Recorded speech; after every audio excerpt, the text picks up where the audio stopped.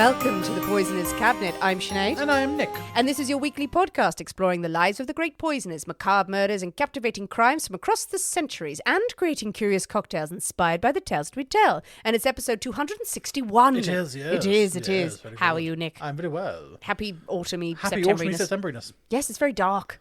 Yeah, what is the time now? It's like 7:30. 7:30 when recording this? Yes, the sun is going down.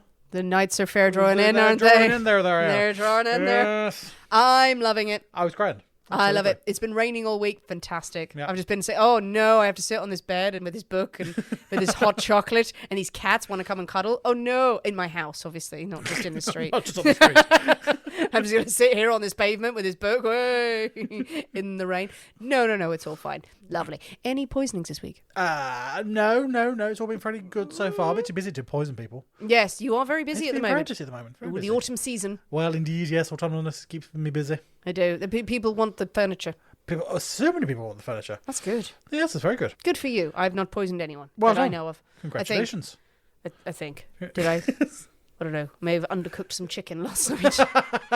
But nothing's happened yet. So Nothing, yes. I'll call that quids in. Exactly. If so far, I think you're probably safe. Well, speaking of loving the autumn season and potentially harming people with undercooked chicken, I think it's time for us to thank our delicious Patreon subscribers. Yes, indeed. This week we must say thank you to Ruby Thornton, To Martine Lindbergh. to Jane Savage, To Abby S. to Teddy Bear's Picnic, Oh, if you go down to the woods. To Maria Molina. to Laura Schmidt, To Flutter by Beth. to, and I love you dearly, Chartreuse Shenanigans, Not for much longer, it's in short supply. To Lisa Sandcrum. and to Dr. Blue Stocking. Ooh, a nice blue stocking. Love it.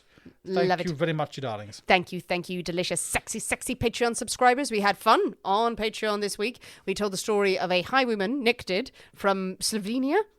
Slovakia. Slovakia. I did have to edit your Patreon entry. Oh, I said Slovenia. You did. And Oh, I I'm noticed so it, sorry. and I edited it, it was Slovakia. Well done. So yes, I tweaked that. But yes, Jura Janusik.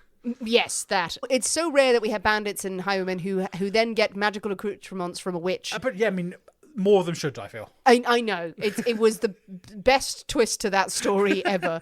Listening back to it, us in hysterics of just, although you have to go and listen to it, of just all of the special things that he got to help him on his bandity ways. Of course, because there are always witches in the mountains with... That's where else do witches live? Yeah, and they have accessories. Exactly. To hand out. It gets boring in the mountains. You've got to do something with your time. But yeah, con bandits who Make come some by magical accessories. just go, oh my god.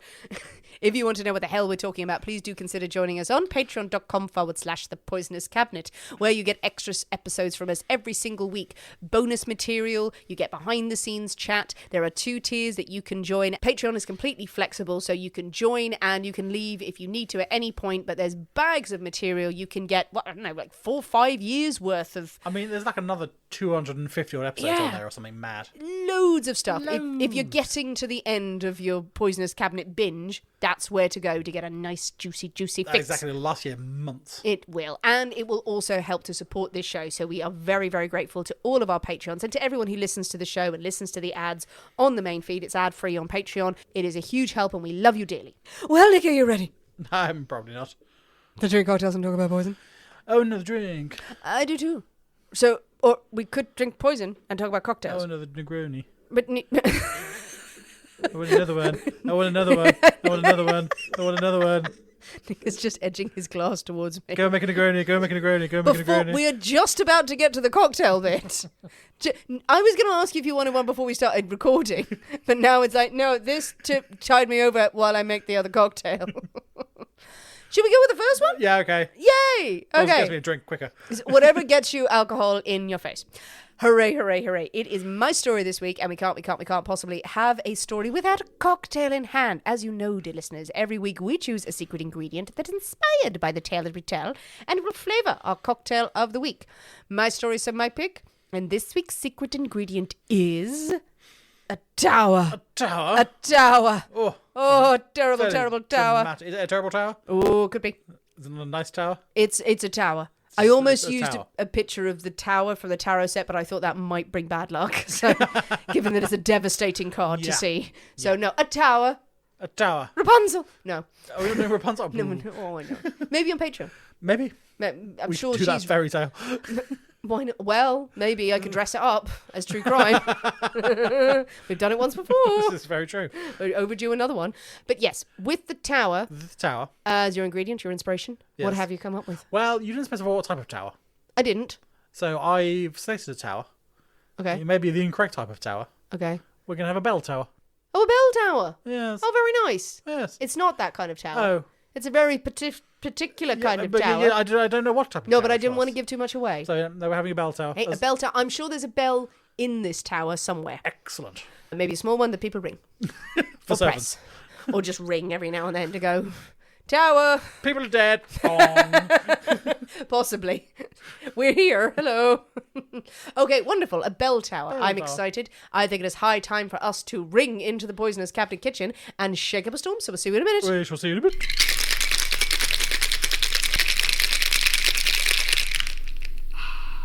And we're back. Hello. So, Nick, the bell tower. Bell tower. The bell tower. It looks very red. Yes. I Red- don't think it's a very bloody bell tower. Or Oh, yeah. not. Oh, God. They're ringing out murder, murder. Blood has been spilled. It's just ringing the bells to their hands bleed. Well, you would know about that, seeing as you used to be a This bell is ringer. true, yes. You loved it. Was it Campanology. campanology? Yes. Did your hands bleed? No, No. Oh, No. it wasn't so savage then. no. My arm one got wrenched out of its socket. Seriously? Oh, right. I believed you. Did you ever fling up in the air? I did. Oh, did you? Yes. When you were a kid? No, I was probably around 16 and 17 at the time. Oh my God. And probably went up by about 4 foot. Oh, that's fun. It was actually quite terrifying at the time. Oh, okay, right. Well, the bell's not going to eat you. No, but it's also a long way to fall if you 4 let foot. go. 4 foot. We don't know how high you're going to go up. You'd no idea. You're just up forever and Just ever. keep going. Going up, up. Oh, good. Well, hopefully this isn't triggering for Maybe, you. yes. Okay. So the bell tower. Yes. All right. I think we should dive in. This orangey, reddy, day glowy thing. Right. Dive in. Merry Christmas. Okay.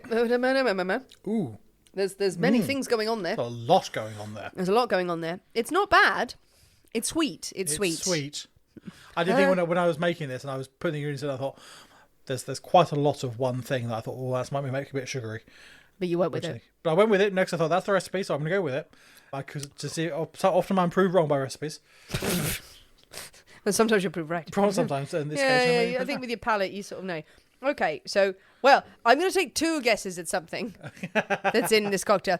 Could the base be white rum? There could be some white rum in there. And maybe a dash of pineapple? Maybe a dash of pineapple. With Nick panic texting me going, when you come over, please bring these and then forget you ever saw them. Because on the way, I left work and I go, right, need to go to the shop, need to buy some pineapple. Yeah, and then need to buy some pineapple, need to buy pineapple. And then I walked past the shop, got halfway home and went, shit, I didn't buy pineapple. Okay, so those 2 are in there. So rum and pineapple, always Yep. nice. Now, there are 3 other things in here. Oh, good Lord. If you guess them, I'll give you £1 billion. Because there's some weird shit. There is a flavour, it's a savoury flavour. Am I right? Yeah, Well, I'm sure it's got sugar with it. yeah, ish. Is that nut? There's one, the one that was A nut. nicely done. Seriously. Yeah. I don't know what kind of nut, but it's got a nutty. I don't know. It's nutty. Yeah, nice. Yeah, no, nice. Yeah. What? What have you got? So not almond, not the orgeat, almond frangelico. It's Frangelica. Oh, that is really sweet. So there's some hazelnut sort of hazelnut. Hey, Nicely look done, at nicely me. Ooh, is there a citrus? They're not only the pineapple that you've mentioned. Yeah. No. Just saying that, no, yes, in a way, but I cannot taste it in the slightest. It may well not be in there. Oh, all right. Banana. No, that's not citrus. What was I saying? Lychee. No. I'm trying to think of the red thing. So is that with raspberry, strawberry? Nope. Something fruity and red? Something Grenadine. fruity. Grenadine. Okay, Yeah. so it's what, cranberry is it or something like that? Pomegranate. Pomegranate. And then one more thing. One more thing. No, Campari. Doesn't taste bitter. No, you cannot taste it. I have Okay. to say. Well, I can't. I certainly can't. All right, fuck it. No, tequila. No. No, blah, blah, blah. I don't know. I give up. Limoncello. No, there is. What? Yeah, so you Limoncello? cannot taste it in the slightest. But limoncello is quite sweet as well, Yeah. depending on the So one you get. there's a lot of sweetness being piled on top of each other. Jesus Christ! on So we got white rum, pineapple juice, Yep. limoncello, frangelico, Yep. and what was the other thing I said? Grenadine. And grenadine. Yeah. What the fuck? Yes, there's a lot of sugar in the Frangelico grenadine and, Yes. and the other Limoncello, one. limoncello is sugary. There's a lot of sugar in there, which I think the grenadine is overdone. Grenadine and the frangelico is a nice flavour. I'm glad that came through, but frangelico is sweet. Yeah. It's clawingly So- sweet. You need to really do Yeah, minimal. it's an interesting one. It's not fine. going to win any competitions. I think it's good for non-cocktail likers. Someone who's not into their alcohol and If who you wants... like a sweet drink, Yes, someone who wants a sugary sweet strawberry daiquiri kind of Yeah. thing, frozen sort of. I don't want to taste the alcohol. I want something really sweet. I want to have thrush by the end of the night and to be merry with it because you need to. This would be it. I wouldn't recommend more than one because again, that Yeah. way yeast infections lie. But oh, okay. Well, I mean, yes, fine. Yeah. no, it's all right. The Bell Tower. Where did the name for that Christ come knows. from? That was it. It feels like it does feel like a party drink, like does, we yes. come back from the pub for a sesh, but I'm gonna make a fancy drink for everyone, and it's Yeah. just It's everything's one of gone those in things that there. we always say, too many ingredients. Too many. Keep it ingredients. simple, people. What would you take out? I would take out the limoncello, not needed. No. I would reduce the grenadine considerably. Yeah. I'd probably actually knock back the pineapple as well. Would you? Yeah. Yeah. So I think that just potentially waters down. I don't think it needs the grenadine at all. Depends if you like the colour, but no, it is just red sugar, basically. Really. Yeah, you get, yeah, you grenadine very little is- flavour out of it. No, you don't. You don't taste it. I mean, if anything, you could have the tiniest drop, and you still get the same red colour. Yeah, And if you want the if you colour, wanted but the colour. who cares about the colour? I mean, maybe it looks like shit without it. So perhaps get rid of the grenadine. No, I'd be like white rum, the pineapple I like in a drink, limoncello, and a little bit less frangelico. Yeah. You could probably get away with it. We could try another one. Oh, we could in a In minute. a bit, we will try. Would you add a squeeze of actual citrus? I think it. Well, yeah, because it needs something sharp in there. Yeah. I think the pineapple juice is not cutting it for sharpness. No. I think perhaps natural squidge of lemon Or an something, orange or something? No, orange wouldn't. No. I probably wouldn't go with orange. Lemon rather than I lime. would probably stick with lemon. Yeah, really up that lemoniness. Yeah. Yeah. Okay. Well, the bell tower happened. The bell tower happened. It ringeth out and it brings all the basic bitches to the yard because it's kind of a basic bitch drink. Enjoy it, guys.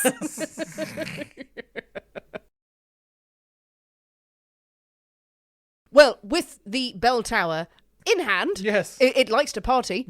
It likes to party, and we're going to go with it. Nice. Would you like a story, Nick? I would love a story. Wonderful. Towers. Towers. What sort of tower do you think I could be talking I about? don't know. There's an Eiffel Tower. There's a Tour Eiffel. There's a Leaning Tower. There's a Leaning Tower. We haven't done anything with the Leaning Tower, actually, and we're No. not this week. I don't think it's particularly criminal. Someone knocked it over. And I'm sure there are many other towers. Yeah, so there's a tower that we do like. The Oxo Tower. The Oxo Tower. Place of terrible, terrible Who murders. doesn't love the Oxo Many a Tower? poisoning there through your Bisto. Not Bisto, obviously it's Oxo. Oh, God. Do they make the Bisto? I don't believe so. I think that's someone else. Do they? I don't know. Good. This is all good, chap. Great. It's great. none of It's great. those. It's none of those things. Well, Nick, on the 17th of July, Yes. 1674. Oh, okay. Not this 17th of July. No, not this 17th of July. Not a couple of months ago. No. It's 1674. Some work was being carried out in a very famous London landmark Oh. that might have had some sort of tower Some sort of tower involved. Is it a colourful tower? It's not a particularly colourful tower, unless my history is not serving me. What Is are it you not a thinking Is it of? not a white tower? That's not very colourful, is it? Uh, But yes. but I mean, yes. But white is not the colour I spring to mind when I go, it's colourful, it's white. It's a colour It's, yes, all or right. lack of colour. I don't know. What is white? Shall I What is carry white, on? people? Go on, then. No, it's. I like it. I don't feel it's going to go anywhere. How dare you? Well, Charles II is on the throne. Ew. And he's been making some changes in the Tower of London. Tower of London. Tower of London. He's been putting the crown jewels on display again. You see the puns? Puns are Puns. Yeah, great. And your man Blood has been trying to steal them, trying to get his hands on them. Yes, he Whoa, has. hey, hey. And repairs are being made to London. Just to Well, London actually in to the general. whole of the London as well, but mainly to the tower because of that big old fire. That big old fire happened. And yes, they have headed over to the White Tower. To the White Tower. Well done for picking out the White Tower. I didn't know. White Tower. Yeah, the White Tower, parts of it need to be demolished and rebuilt. And while they are clearing away the debris and knocking down bits of it and going, oh, it's far too white, the labourers notice some bones. Bones buried under a staircase. And like, okay, bones, it's the Tower of London. The Tower of London, lots White of bones. Tower, lots of people stayed here. Oh, wait a minute, these bones are in a wooden casket. They appear to be the bones of some children. Not adults. Have they finally found the corpses of two very important children, namely one King of England and his princely brother, otherwise known as the Princes in the Tower. Princes in the Tower. Yes. This week we are finally going to tackle the famous murder mystery, which is it, at the heart of the War of the Roses. This is a story many people have requested that we do. People want to know what the hell went on and what was going and what was this. So this is a delightful history-heavy episode. Oh, yes, lots of dates involved. Lots of dates, and I'm not going to lie to you, everyone in this is called either Richard or Edward. Yes. And there's a couple of Henrys and an Elizabeth or two. But they didn't vary it, so you're going to have to bear... I'm going to be as clear as I can as we go through this. But yes, this is the disappearance, technically, of Edward V. Now, they're called the Princes of the Tower, but one of them was technically King of England at 12 years old. Edward V and his 9-year-old brother, Richard. These boys went missing. Maybe by way of the famous Richard III. Because him they of were... Hunchback fame. Well, interesting you said that. Interesting. Well, yes, him of Shakespeare's fame. Yeah. One of the most famous villains of history, has obviously immortalised in Shakespeare's plays, but was portrayed as a villain through the Tudor times, for reasons. Reasons as in, like, we don't like the Plantagenets anymore. But yes, were these boys standing literally in the way of Richard III getting to the throne?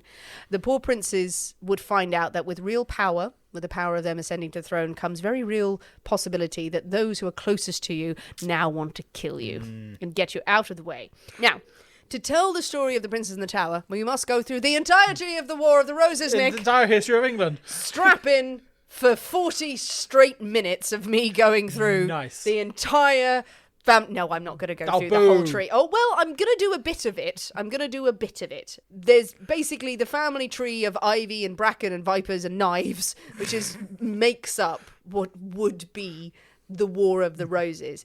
It was a war of sorts. It was a civil war. It was called the Civil War, the Cousins' War, it was also called. But you're basically infighting that raged between two branches of the Plantagenets from 1455 to 1485. I'm going to give a huge shout out to a dear friend of the show who we still must do an episode with, darling Dr. Susie Edge, of wonderful TikTok fame, one of the great historians out there.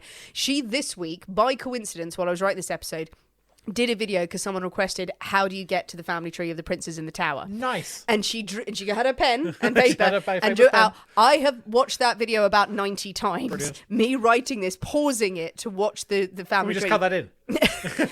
Go watch it. I will put a link in the description of this episode on Patreon on there, but you can go and find her video on TikTok. I don't know if she put some on Instagram as well, but it's on there. I'm not going into that full family tree, but it was invaluable because I'm just going there, and because it's fucking messy. It's a bit convoluted. It's all there from bloody Edward, one of the Edwards, bloody Edward III, and then John O'Gaunt is there, and then there's 9 other Richards and Edwards and Henrys and everything. There's 3 Henrys in the middle, like Agincourt, oh wow, okay, like that happens. But yes, do have a look at that if you want to know the ins and outs of the family tree, because it is fascinating and it's very interesting how things moved around, and the women that are involved as well, and like the families that they marry into. But essentially, Lancasters versus York, the two arms of the family. Lancasters are symbolised by the red rose. Yes. The Yorks by the white rose. So that's where you get all that symbolism from, if you've ever wondered. And yes, as I said, starts with the descendants of Edward III, all the cousins fighting. You got the Black Prince and then John O'Gaunt, who were cousins. The Black Prince never got to be king, but he got buried in Canterbury Cathedral. It was nice. John O'Gaunt, very pale, of Gaunt. I call him John O'Gaunt. Yes, I don't know why. why. You call him O? Yes, there's no. I'll say that again. John of Gaunt, very pale. Got to keep the gag in. Absolutely. Priceless. Best bit of the episode. Priceless. I mean, he's not in this story at all. I don't know why I'm hammering this point home. To make an excellent gag. It is an excellent gag. And John of Gaunt's son, Henry IV, who starves Richard II to death for putting him in the Tower. The Tower figures in this a lot. And then there's a lot of Henrys, and lots of fighting, and their wives are all fighting. But then we get to the time of the princes. We're going to land in the reign of Henry VI. first, just before we get to the boys. Now, we're in the 15th century. Henry VI, he represents the Lancastrian claim to the England throne. And he was crowned a couple of times, actually. I think he is technically the youngest king to be crowned because he was crowned at 8 months. Nice. When his father died. And then he's like, oh, I'm king. And then he's sort of crowned again later. Well, he reigns for a bit, and then he's sort of, oh no, he's taken away, and then he comes back. It's a bit weird. He's a great king to look into because he's awful. Not as a bad man, he's just a shit king, and has an incident which is bizarre in the middle of his reign. We like bizarre incidents. We do like that. Yeah, he's great because he makes way for the Yorks by way of going mad. Excellent. So I don't know if you know about him then. So he wasn't very good at government things. Pious, simple. He is married to the formidable Margaret of Anjou. Now, Margaret, again, Shakespeare fans, there's going to be a lot of references to characters in this. And if you know your full War of the Roses series of Shakespeare plays, as I unfortunately do, some of it's good, a lot of it's boring. A lot of it's very tedious. But some of it absolutely outstanding. So you're going to notice characters. I encourage you to yell out and go, woo, and act bits out in your living room if you want to. But yeah, Margaret looks after him, basically does a lot of his work for him. She's very formidable, and she will clash with others, and she will hang around for a while. But yeah, Henry, he's a godly man. So much so that there are accounts that him and his wife were joined by trusted attendants in their bedchamber. Well, you don't want anything untoward happening. Well, it's not to make sure that nothing untoward happened or nothing kind of, hey, bring some friends in. He needed sex coaches. This is what historians have found in the archives, that the attendants were brought in to tell him where to put things. Right. Into his wife. Sure, you only need that in the instruction once, maybe twice. Apparently not. A lot of times. Apparently not. Yeah. Apparently Okay. he really needed some help in the bedroom area. Right. I think he was very godly and very afraid. And it was like, come on! Or they were cheering him on. You can do it! You can have sex with your wife! He did not care for this. But yeah, trusted attendants were in the bedchamber with them. And they have implied that it is not to check, more to coach him. Assist. Yeah, to assist. I mean, it's there. He, again, as a king, hated torturing people, hated the fact that, traitors were sort of hung up and put on spikes. He would have them taken down. Didn't really like punishing people, going, oh, they've learned that lesson. Oh, I don't really want to. I don't like it. He was regarded as a very saintly person after his death, and loads of people sort of revered him. But shit at being king of France. But at the time when you need someone with a bit of oomph behind them to be king. Yes, lost his claim to France, and then is losing his claim to the English throne. And then, more interestingly, it's 1453. He learns about there's a huge defeat of one of his armies, and this is the point where he literally snaps. Literally? He breaks. In half? Pretty much his brain kind of does that, because he has a breakdown that lasts 18 months where he becomes catatonic. Oh, okay. And genuinely what happens, he doesn't move. He doesn't speak. He barely eats. He has to be carted around the court. He is just catatonic for this time. And everyone's sort of moving and going, well, come to court, maybe you'll snap out of it. And Margaret's going, please, for fuck's sake, do something. Well, she's just doing stuff behind the scenes.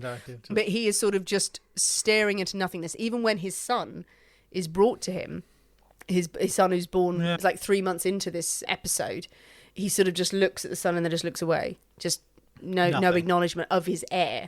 He's the king. He's not a well man. Not a well man. It's very strange. It's literally wheeled about the place. But on the opposite side of the battlefield, as it were, at this time, you have the House of York. And at this time, this is where the many, many Richards come in. It's not the Richard yet. Not yet. It's Richard, Duke of York. Yeah. We know about him from Rainbows. Yes. Yes. You get it? Rainbow. Oh, yeah, okay. Richard of York gave battle in vain. That's how we know the colours of the rainbow. I thought you meant Rainbow the TV show. I thought... He was in that too. Was he in there? Oh, he was a famous character with Bungle. With Bungle and Zippy and everyone. George. Richard, Duke of York, would turn up every now and then. Go, hello. Have you seen my rainbow? I think he would be proud that he's known because of a rainbow. Because of a rainbow. Not of his fearsome battles.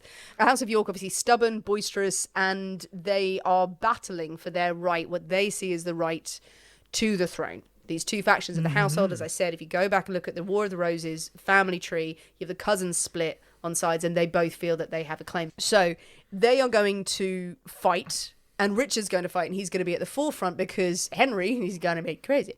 So Richard of York then is appointed as protector of the realm during this bad spell that Henry has. Woohoo! But then Henry recovers and goes back to fighting. Boo, boo. Henry the Sixth is so distressed by all of this infighting with the War of the Roses. I did not know this. On the 24th of March, 1458, he declares Love Day. Brilliant. This is a thing. I had It is heard an of that. entire Wikipedia entry. There is many, many things. Happy Love Day, everyone. Love Day. Okay, the Love Day, because he's trying to make the Lancastrians and the Yorks friends. You know how he did it? He organised a parade from Westminster Palace to St. Paul's with both sides, and they would walk holding hands. Delightful. I'm sure they all relished every second of it. Hated every second of it. They all had to walk down the street holding hands That to is show their brilliant. love That is- on Love Day. Oh, I like that. That is a thing. No difference made whatsoever. No, absolutely. This is going to piss them off more, I feel. He's just like, oh my God. Like every time his back's turned, they're all like knives. Exactly. So you're going to shank someone. And they're walking down the street going, you know, I know we don't really acknowledge this at this time, but this is pretty gay. So Love Day doesn't work. Surprising, The that. War of the Roses still goes on. Richard of York continues to fight for his right to be king. And he fights and fights right up to the moment that he's killed at the Battle of Wakefield in 1460. But yes, we now remember him forever for his rainbows. But it's okay, in Dr. Susie's words, because he had a son. Excellent. He had a couple of sons, actually. And some other kids. Boo, boring. Suddenly the entire York cause fell to his son, Edward Plantagenet. They call him Edward Plantagenet because he's important here and he's going to be king. Eventually. Spoiler alert. Spoiler. It's important that I just say this because there's a lot of Edwards too. Edward, young, fit, 18, he's being prepared to challenge the House of Lancaster. And now Henry VI is decrepit. He is falling apart. Now is the time. Edward would lead 2 decisive victories at Mortimer's Cross and Towton, I think it was. A few months into him becoming the head of the household, as it were, and he is able to depose the aging Henry VI, who is sent to the Tower, and he dies. Henry dies in 1471. Some say of melancholia No. because Love Day didn't work. No, not that. Others say that he may have died at the hands of Edward's brother, one Richard, Duke of Gloucester. And if you know your history and your Shakespeare plays, you know who that's going to turn into. Who could that be? Apparently, Henry VI's skull was later dug up and showed signs of maybe a violent attack. Yeah. Or it could have been that workmen just cracked it while they were digging up, possibly. which often happens. They go, oh my God, he was killed by this shovel. Yeah. But yeah, he dies. Edward is now Edward IV of England. Woohoo! He's completed another stage, level of the War of the Roses. Let's call it a level. But now Edward needs to cement his claim and his power and the House of York and establish them as this is the line of succession this is it. on the throne. And you usually do that through marriage. And since 1066, every English king has married a foreign princess, or at least the daughter of another external noble house to solidify power, financial support, troops, everything like that. But the trouble was Edward already had a wife. And he had not done the norm. He had not chosen a lovely French bride. Actually, one of his advisors was standing there going, look, sexy French lady, I found her for you. I mean, she's a noble. I didn't just pick her off the street. I mean, I could do that too if you want to. Or the noble of another household. No. He chose a controversial woman. Reportedly the most beautiful woman in the entire kingdom. Yes. Elizabeth Woodville. Yes. Oh, Elizabeth Woodville. She's sexy. Sexy lady. She's very sexy. Elizabeth. She's sexy Elizabeth. Again, this is entirely me going through Shakespeare as well. Yeah, absolutely, me too. Yeah. Richard III. I know this play. It's like, come on. Well, I've been in it, and I was Elizabeth, so I'm not just saying she was the most beautiful person. Going, I played her, you know. It's a great role, actually. Yeah. But Elizabeth Woodville, she was older than Edward, so people are like, oh my God, she's older. Oh my goodness me. She'd been married before. She'd been married before to a man named John Grey. He had died on the battlefield fighting for the Lancasters, so she was kind of part of the other side. But Edward's like, oh, come with me. And she's like, okay, you're the king. You're the king, absolutely. Well, you will be the king. They marry before he is made king. So he breaks centuries-long tradition by marrying one of his subjects, essentially. And he's taken her from the enemy camp. So quite bold, but true love. True love. It's so sort of controversial that they actually have to wed in secret in 1464. So they've been married a few years, scandalised the courts and the royal courts across Europe, even causing some of the many, many cousins they have to switch sides. There's a lot of people going, York, Lancaster, I'm going over here now. I don't like this one bit. No. But it was a fruitful union. They had 10 children. That's quite fruitful. Instantly.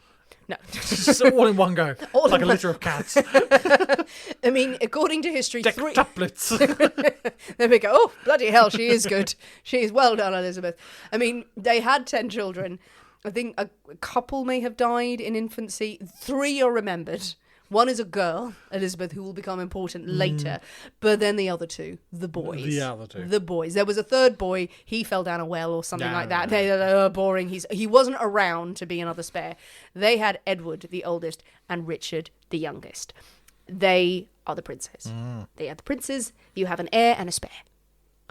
As it was tradition. As It was is the style. the perfect amount. The perfect amount. As long as you got 2 boys, fuck off, girls. Exactly, girls. Yeah, they were like, wow, okay, daddy. Now, everything surely is secured. Edward has everything he needs to secure safe passage of the crown from his head to his successors. He's got sons and they'll grow up and I'm going to be around forever, except that he isn't. Because in 1483, at the age of 49, he drops dead. Yes. He drops dead. Tricksy. He doesn't exactly drop dead. I mean, he gets sick and then many weeks later he drops dead. But the way the history is written is that was just he overnight. dies suddenly. He dies. It did take a little while, but it was enough of an upset. Because they said he had an upset stomach. Some said he said he had typhoid. Some people he said pneumonia. He'd been ill for a while and sort of ailing, and then dies. But there's no one really in a strong position to take over him because his son is only 12. Yeah. So Edward is the next in line, but you have essentially, imagine a lot of creepy people hovering over his deathbed. Yes, in the corners. From the Yorks, but from the Lancaster side and from the Woodvilles and from his wife, who are all kind of like, oh, how do we secure our family name? Who do we align with to really secure things? So it's a big shock and the country's in a bit of a tense mess. So the crown is to pass to Edward. 12-year-olds don't really make good kings. Not the best. No, so you're going to need a protector. A protector, someone who'll look after things in the middle of it. And Elizabeth Woodville at this point is like, I'll do it. No, you're a girl. Yeah, exactly. You're a girl. You can't do these You things. can't. You'll be perioding all over the place. That's the problem. As he lay dying, Edward knew he had to protect his son and the York claim to the English crown. So to put someone in charge, he is going to put his brother, his loyal, Absolutely. very, very hard-working, who has battled alongside him, brother, Richard, Duke of Gloucester, comes in. Fully do picture him scuttling out of the shadows, just sort of Big hunchback. pyramiding his Spidery. fingers, Yeah. cackling, holding 6 swords and poison, going, oh, I'd be happy to help. I absolutely love you, yeah. I love children too. I love children. I absolutely love children. I will be fine. The throne, don't even care about it. Not at all. Yeah, he was actually in the north of England at the time. So when Edward dies, he decrees this, and it's all written down. It was like, oh no, he said Richard. He said Richard. And they're like, I heard Elizabeth. No, screw it. He hears this a few days later. Yes. Richard jumps on his horse. Whoa, get down to London. Because now there's a race on to get Edward to London. But Richard, Duke of Gloucester, spoiler alert, he's going to be Richard III. Spoilers. Spoilers. You can see where this is going. Very famous figure in Shakespeare, in history, in car parks as well. Yes. Famous throughout car parks. Famous throughout car parks. I still find that fascinating that those who don't know, his remains, 2012 it was, So yes, something like dug that, yes. up in a car park in Leicester. Yeah. They were doing an excavation and they found the bones of Richard III, which is huge. And just like, imagine that going, fucking hell. We had no idea. We were just looking for jam. I don't know. I don't think it was a car park at the time when he was buried. No. No, it wasn't a little. No, it wasn't just. They were like, we shall make this a space for vehicles that have not yet been made. Carts that will be motorized by unicorns. No, it wasn't a car park at the time. It became a car park. But the image you have was... So you've mentioned it a couple of times. Lovely, by the way. The image of Richard III. Well, yes, it is the traditional sort of, as you say, Shakespearean image you get from him. Yeah, and that phrase, bunchback, he calls him. Hunchback, not very nice or anything like that, but saying like, yes, he has this... He is disabled, Yes. deformed. It would be described in the play as deformed. He has this deformity of this bunchback that he's bent over. In the play as well, he has a withered arm and he's a limp. So it's, again, point out that he's evil, disabled. We were like, oh, Shakespeare, stop it. But one Shakespearean character does very well out of it. Is this depiction accurate? Probably not entirely, I would say. No. I think there's probably some sort of degree of propaganda going in there. Well, the bones that we now have they've been able to examine, he had scoliosis. Yes. So you can see in the bones that he had a curvature of the spine, but this curvature would be a bit lower down, and people have said that yes, there would be something, a bit of distortion, let's call it that, but not so pronounced. No, he's not bent in half. No, not Igor kind of thing. Of so yeah, curvature of the spine, but it's not really going to be over the top. The thing about his arm, I couldn't find any basis for that. Again, the bones look absolutely normal, and the limp, probably everyone had a bit of a limp, to be honest. He's been in a lot of battles as well. He's been in a lot of battles. He's been running around. He's probably a bit like war-torn. Yeah. So this depiction of Richard would very much be embellished later on. Shakespeare helped, but he was also portrayed and would have been whispered about, obviously, at the time, having this strange curvature. Anyone who wanted to be against him would have bigged that up, and then over the centuries. Yeah. Absolutely. But Richard has been a loyal brother and been fighting for the Yorks. He would make a worthy Lord Protector and act as regent until young Edward was old enough to rule on his own. About 45, something like that. Yeah, absolutely fine. Yeah, absolutely fine. But this decree from the dead king sends the country into a spin, as I said. The crown is now kind of up for grabs because, okay, son 12, we got the Lord Protector from Richard, but Elizabeth Woodville and the Woodville family are incredibly wealthy and powerful because they've been bigged up this whole time. They are trying to pull the prince hither and thither and to protect him. Because if Richard's going to be the Lord Protector, how do they all protect their interests? Mad dash to get Edward to London, to get the prince... the king now. Yes, he is indeed. the king. Yeah, He's the king. not. He has not gone through his coronation. He's not officially been crowned, but he still is. He was Edward V. So get him to London. They're travelling on the road to London from Ludlow Castle. This is where he was.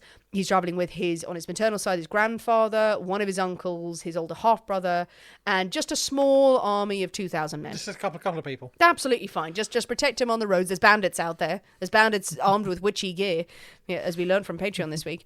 But yes, you have to be careful because of the danger you'd meet. And the danger they did meet. Because on the 29th of April, Richard rides up, Duke of Gloucester, to meet his nephew. Hello, dearest nephew. Let's all just have dinner together. Let's all have dinner. This is wonderful, wonderful. And I think I'm going to escort him to London. I'll be fine. You can leave, go. You mother. can go. Yeah, you can go. I'm going to look after him. It's fine. I'm the Lord Protector. So it's all good. I'm just going to arrest his grandfather and his uncle and his half-brother just because they've been saying things that I don't really like. And it's fine. They're just going to go north and be executed. What? Nothing? No, absolutely fine.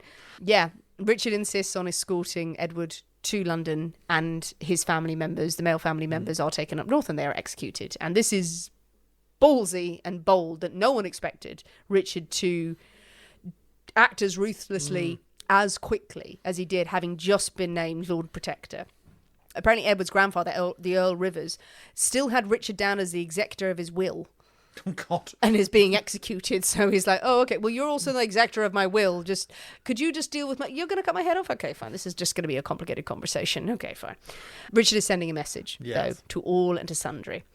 Richard arrives in London bearing the heir to the throne. And he thinks there's really only one safe place for the young prince. Got to keep him safe. Absolutely. Got to keep him somewhere nice and secure and not at all scary. He must go to the Tower. And I think that's time for a drink. It certainly is. Nick, we have our drinks. We do, hurrah. Prince Edward V. He's in the tower. He's in the tower, but it's fine. He's comfy, probably. He probably was quite comfy. Yeah. He's not going to be in the dungeons, is he? He's not in the dungeons. He's in the place where they do keep prisoners, but in nice quarters. Nice quarters. Richard is there assuring everyone, it's fine, I'm planning the coronation. I'm taking care of all of the organisation. I'm going to be a model for the robes and the jewels and the crown, exactly measured to my head. It's fine. Elizabeth Woodville, mother, has gone into hiding now with her surviving children. Yes. She's claimed sanctuary at Westminster Abbey. She and her household arrived in April 1483, and they brought so many possessions with them that servants had to break down a section of the abbey walls to get everything inside. Nice. I don't know what they brought. Yeah, I mean, that's a lot of stuff. Because the abbey's big. It's a big old place, yeah, absolutely. An elephant? I don't know. A boat? Sideways on? I'm not sure, but they're like, okay, fine. Well, sanctuary. Can I just bring all this shit in? Yes, I've got a lot of gold to bring. We're having mass, but fine, yeah. But she is safe, at least with her children. She's working on a plan. Richard, again, is assuring her that the coronation will go ahead on the 22nd of June. But he thinks that Edward must be lonely in the tower. Must be lonely. Really would be better if his younger brother, Richard, would join him. Keep him company. Absolutely, keep him company. Little Ricky. Let him come to the Tower. He's going to witness the coronation anyway. And it all makes sense because the coronation would start at the Tower and then they would carry on to Westminster. And it just makes sense. Never mind that Richard has routinely been executing everyone who ever sided with the Woodvilles in the background and doesn't support his super secret plan to become king. It's probably going to be fine. Probably absolutely fine. So the two princes, technically a king and the prince, go to the Tower and they wait the coronation. Witnesses recorded seeing the boys, now aged 12 and 9 years old, playing outside in the grounds of the Tower that summer. They were allowed, obviously, out to play. But as the day of the coronation rolls round, there's a big development. Now, apparently it is on the 22nd of June. The day of the coronation is supposed to take place. Richard announces there cannot be a coronation. Edward is not a prince. He is not legitimate. Because the marriage between his father and Queen Elizabeth was a sham because the previous King Edward had been married to another woman named Eleanor Butler, Lady Eleanor Butler, and he had married Elizabeth while he was still married, so it was all void. Entirely legitimate. Yep. Yes. Null and void. No children of the union between Edward and Elizabeth could claim the throne, for they are bastards, because it's not a legitimate marriage. So Edward and Richard are removed from the line of succession. Officially, this is accepted.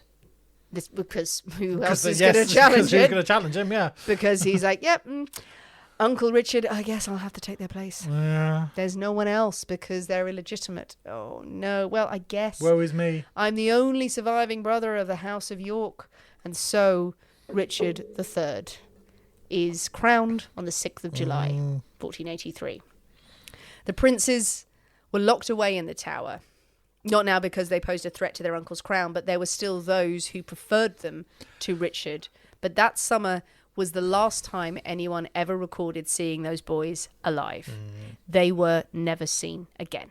There is a reference, and this is from the Historic Palaces, a reference to the princes in the Great Chronicle on the 16th of June of that year records that the children of King Edward were seen shooting arrows and playing in the garden of the Tower sundry times. There was another chronicler, Dominic Mancini, afterwards said they were withdrawn to the inner apartments of the Tower proper and day by day began to see more rarely behind the bars and the windows until at length they ceased to appear altogether. Already there is a suspicion that they have been done away with. What has become of the princes? Richard is king, but what has happened to the boys? No one ever sees them again. Rumours are, of course, circulating that Richard has had them killed. Rumours that Richard denied. He said Unsurprisingly. No, I didn't kill them. Doesn't produce them. Yeah, he doesn't go, look, they're here. Yes. Or they've gone away. Or it's just, no, I didn't kill them. Next question. He doesn't really give any satisfactory explanation that conclusively states he sent them to exile. He sent them away. People have wondered that, but he can't prove that the boys are alive. So there's muttering. Everyone from the peasants to the nobles are muttering about that Richard has committed the darkest deed possible in the War of the Roses in the Tower's history. Many people have battled and done terrible things and murdered their brothers in arms, and they have murdered their enemies, but to kill children? Yeah. We'll come back to the theories about what happened to them, but let's wrap up Richard's story quickly. Okay. Because it's nice. If only there was someone left on the Lancastrian side who could challenge Richard, the evil, evil man. Enter the younger, fitter, sexier Henry Tudor. Yes. Here come the Tudors. Yeah, he rides in looking like... I don't know who Henry Cavill played in the series, but it wasn't him. But it looks like him. Looks like that's why everyone portrays him. And that's how the Tudors would have it. Like, Henry Tudor, sure. so sexy. Richard, ew, evil.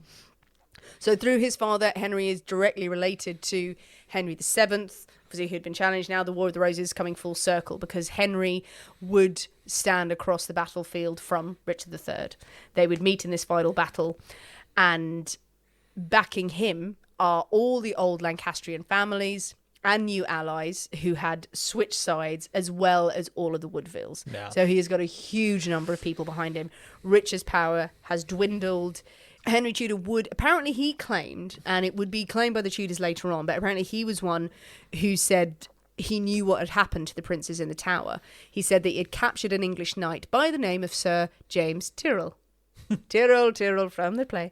Tyrrell had been loyal to the House of York and under torture confessed that Richard had ordered him to murder the princes. Oh no.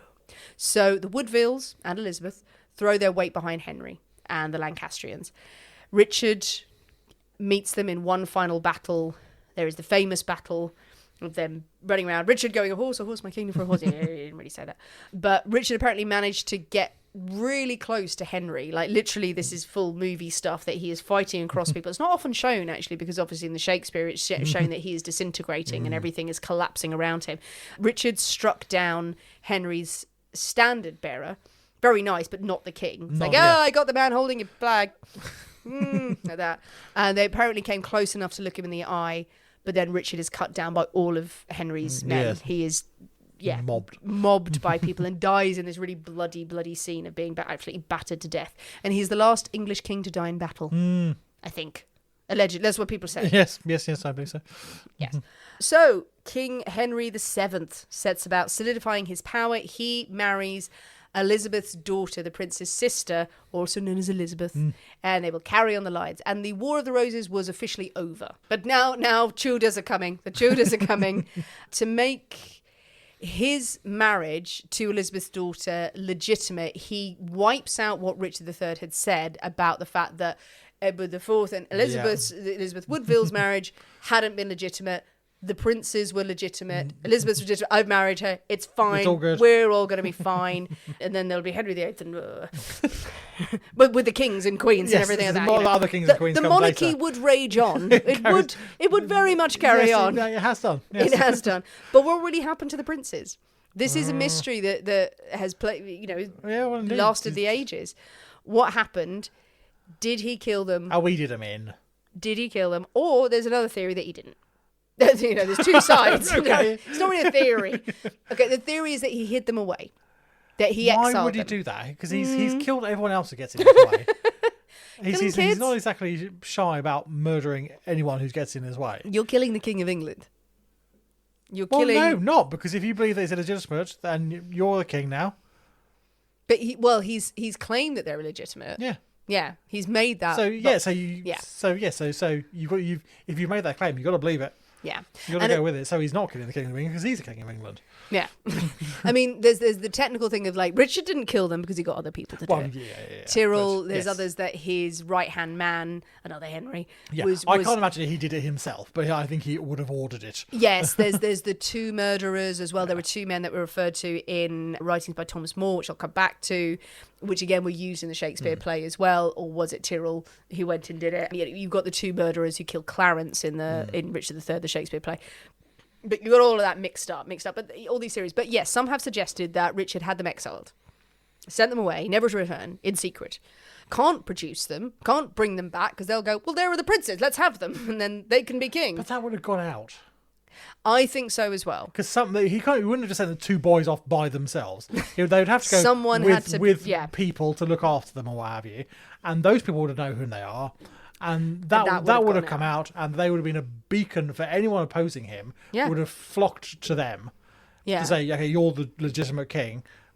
It's time for a rebellion or uprising or what have you. And that didn't happen. I side on that theory that if they had been exiled, they've been sent away, you don't do that with one or two people. Several people will know who they are, and that will get out. Yeah. Given the War of the Roses has raged on and all of this infighting, I can't see it. Another good point that people make, if the boys did survive, it's not that they have to survive Richard, they'd have to survive Henry the Seventh, because if they survived, then he's declared them legitimate. They get the throne, not him.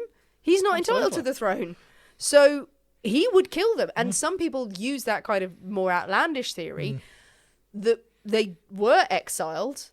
Richard didn't kill them, but it was Henry did later. Killed them later, and then when they were legitimate, like deflect away from it, because it's just like, well, people think they're dead already because everyone thinks Richard killed them, so I'm going to kill them anyway. Which is a bit, but could be, maybe. But again, it would have, if he knew they were still alive, then countless other people would have done. And again, it would have been written down somewhere. And people would know. Indeed. Well, the theory about them surviving did emerge during Henry's reign. You have two people who come forward, and they separately claim to be Edward Yes. and Richard Plantagenet. You know about this? I know of it. You know of it. Yeah, I remember reading about it, but I cannot do the details. So the first one, Edward, uses the alias of Lambert Simnel. That's it. Yeah. Yes. And he had himself crowned in Dublin. Not useful, because then you're in Ireland. It's like, well, this is nice. Okay. And he crowns himself King Edward, and he challenges Henry's right. He meets him, kind of comes out and has this rebellion. It's a bit of a battle, sort of. And and Henry just goes, no. No, go away. No. He goes, no, quashes the rebellion instantly. This guy riding, I don't know how many people he's got with him. He's just like, oh, shut the fuck 12. up. Yeah, 12 people. And what was fun is that Lambert was brought before Henry to face execution for treason. And Henry, either because he was amused by this man, thought that this was good. Okay, oh, you're the heir to the throne. Fine, come along. Other people sort of say he really knew that the princes were dead, so he knew it wasn't. Or if he knew that he was actually the heir, then keep him on side. Gives Lambert a job. Allows him to be part of the court. And his job is spit turner in the royal kitchens. Yeah, not a particularly fantastic post. No. I like the idea that he was confused, going, what? Oh, God, no, spit turner. It's not spit roasting. We don't know what that is. Am I the person who turns the pig? What am I doing? What am I doing? Like, oh, God, you're an idiot. You think you're King of England. This is weird. He did well in the kitchens. He turned that spit very well, and he was promoted to falconer. Just kept roasting the falcons. No, please, we need them for hunting. Curious career progression. It is. I am king. Right, do you want to turn the roast? Okay, I'll take that position. And if you do that, you might be able to look after some birds soon. Yeah, but I'm definitely still king. Yes, Lambert, 100% we believe you. Here's a birdie to keep you happy. He probably married and was able to carry on. Whatever happened, he did quite well because there were still servants bearing his name during the reign of Henry VIII. Cool. So Lambert did okay out of it. I'm King Edward. Okay. Then there was Perkin Warbeck. Again, yes, I know that name. Perkin Warbeck, who claimed to be Richard, the younger prince. Now, he was in his early 20s, and he got enough support, and he, again, rode up, challenged the king, I am the heir, I am the surviving heir, my brother here. Have we spoken about him before? I think there were other challenges to the throne. I've read about him, because that name is incredibly familiar. Yeah. So, yeah, I must have read about him at some point. So, I think we've spoken about pretenders to the crown. Yes. But he rode up and was like, I will have the crown. And then just Henry goes into the tower. He's like, oh, shit. Okay, when he's in the tower, he goes, okay, I was making it all up. I'm really sorry. I'm really sorry. Okay. And Henry forgave him. And forgave him again, he's giving out jobs right, left and centre. Maybe they were short-staffed at the court. And he gave Perkin a job at the court, but then Perkin tried to run away. What job did he give him? Was he the pig this time being roasted? I don't know. But then Henry had him arrested and he was hanged in the Tower of London for trying to run away. So those are the stories of the pretenders to the crown. They were imposters. Some suggest that Edward, the prince, the king of England, lived out a lovely rural life in Devon. Had a lovely time. I don't want the responsibility. I just want to tend to my sheep and to my heather and my whatever else they have in Devon. My cream teas. The other version is that, they were definitely murdered. Yeah. They were murdered. They were murdered. Everything about the princes disappeared without a trace. No sign of them, no sign of their clothes, no sign of their possessions. Fraught state of affairs in England for years after, surely someone would have muttered if they had been alive. Yeah. Someone would have known, as Absolutely. We've said. The first there would have been a servant or a jailer or someone would have used it to their advantage. Absolutely. Why wouldn't they? Suddenly everyone's loyal at that point and keeps that secret? No, I don't buy it. The first account of the prince's disappearance was written 30 years later, which a lot of the historians kind of go, it was 30 years later when they wrote about it, going, I'm sure it was written about at the time. And then the Tudors went, nope. Like that, because it's Thomas More, of course, who was writing about it very much on the Tudors side, going, the Tudors are wonderful, everyone before him was a shit. Yes. Richard, painted by Thomas More, is the most evil, horrific, horrible man. So he was awful, and he was the one who hired two criminals. That's why a lot of people think that he was portrayed that way in Shakespeare, to keep Elizabeth happy. Sort of. Yeah, they don't want the descendants who are on the wrong side. So he has been a decrepit bastard. They want the Tudor side, what would become the Tudor side, and their descendants are like, no, we're fine. No, those other ones, evil. An entry, though, recently-ish in the 21st century, found an entry in a 16th century registry of wills showed a treasured possession, apparently belonging to Edward V, the elder boy. His chain had been bequeathed by a member of James Tyrrell's family. James Tyrrell's family had this chain from the prince. How did they get it? And Tyrrell was suspected. Because he murdered them. Oh. So some people believe absolutely Richard had those boys killed. Others believe that Henry found them alive and then killed them, and no one blamed him at all. And they're still running around the Tower of London still running around. And then, of course, in 1674, as we open the episode, this construction work at the tower uncovered the bodies of 2 children under a staircase. They dug up a wooden chest, the bones of 2 children. At first, when they did it, apparently the workman was like, well, there's just more bones for the pile. There's lots of bones. And someone went, 2 kids have been missing famously for a long time. And they were like, oh shit, and literally digging through the rubbish pile going, fucking put the bones back in, put the bones back in. And dear old Charlie, Charles II, it was, yes, these are the princes. He is doing a lot of damage control at this point, obviously. He's like, yes, have the crown jewels and come to the lady. Oh shit, we've got the princes. I will put them, and he did, in a marble urn made by Christopher Wren. And I'm thinking an urn is probably a bit bigger. I think it's probably almost a because casket. urns weren't his thing. I'm thinking Christopher Wren just went down the local fucking stonemason with, I designed it. That. Yeah, that'll be £6 million, please, equivalent. But they were interred in Westminster Abbey, next to King Edward and Queen Elizabeth. And the inscription read, here lies the relics of Edward V, King of England, and Richard, Duke of York, whose bones, long inquired after and wished for, after 191 years in the rubbish of the stairs, those lately leading to the chapel of the White Tower, were on the 17th day of July 1674, by undoubted proofs discovered, were buried deep in that place. So there we go. They were reinterred with them. Apparently, there'd been loads of bones of kids also found in the towers over the years. This was the big one that Charles had interred. But every fucking 5 minutes, people go, I found the bones of a child. Here we go. That's a rock. No, loads of in hidden in walls and all sorts of story. I'd heard a story about them being dug up in a wall and stuff, and like in a tomb somewhere. Like loads of times the bodies have been found. But apparently those bones, they were the ones that were reinterred. Now, of those bones, a study was done in 1933. That's the only time they have been examined, way before times of sophisticated DNA testing or any kind. And they looked at them and went, yes, those are the bones of the boys. There's a children bone. Those are children bones. We believe they're the bones of the boys. No other information will be done on this. No other testing has been done to confirm them. There were petitions. There's been all sorts of calls, particularly after the discovery of Richard III's remains. Because then you're like, okay, I mean, like you've obviously got the remains of the king, but you don't want to. How much are you going to mess with? Well, exactly. Who are you going to compare the DNA to and things like that without digging up a king somewhere? Yes, you're going to dig up a king, but they were kind of like, we've got Richard. He's just been dug up. Can we have a go on the urn? But no, it was turned down. It was blocked, and it's just not. No one has been willing to go in and sort of pick through the urn and look at those bones and really conclusively conclude. I get it, kind of let them rest. Just let them be. And if they're not, and their bones of the kids are lying in some other forgotten stairwell somewhere, just leave them be. Yeah, they've had a nice. They've been interred very nicely. Exactly. They obviously had a shitty time of it to end up under a staircase in a bloody tower. So it's an interesting coincidence because again, like in 1933, these bones do seem to be that of a 12-year-old and a 9-year-old. And they would know, it's not just people looked at them and went, yep, fine, whatever. No, absolutely. But we'll never know for certain if those bones belong to the princes and what happened to the princes. But we can conclusively say your loved ones are trying to kill you. And that is the story of the princes in the tower. Very good. Very nice. There you go. Nice. Love that story. It's a good story. I remember watching a TV thing at some point, years and years ago. I think it was a Tony Robbins thing or something like that. And there was a thing about if Tudor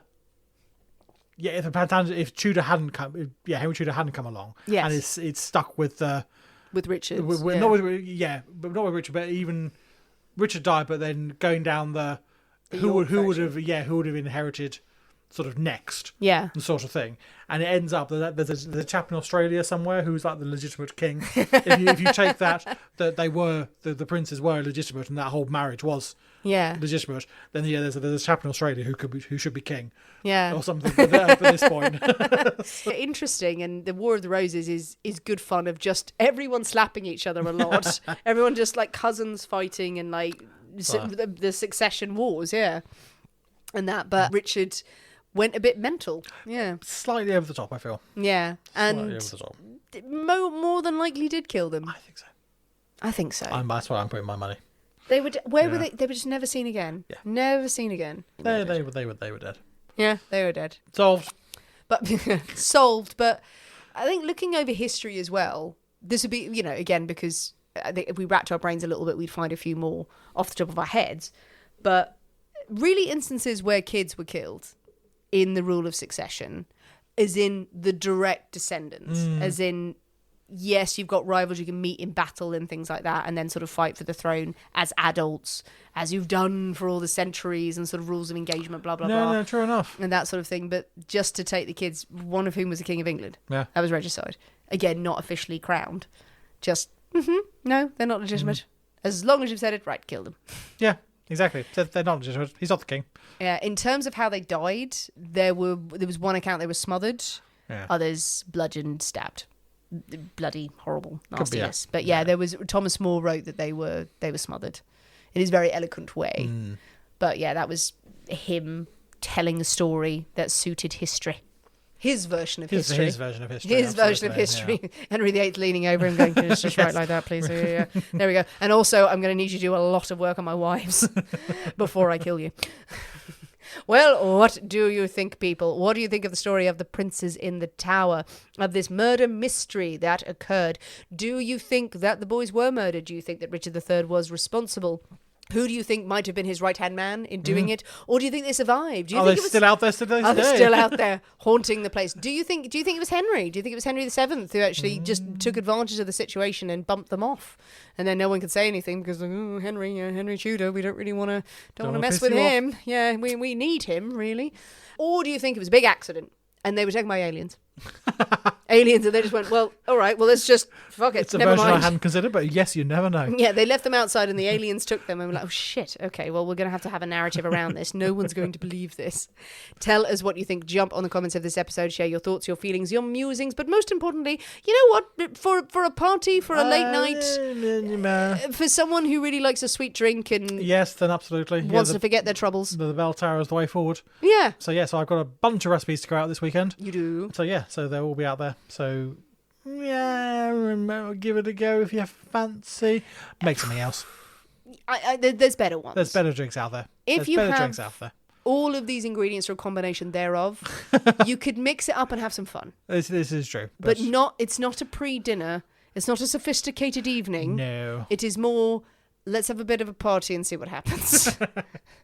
Give it a go.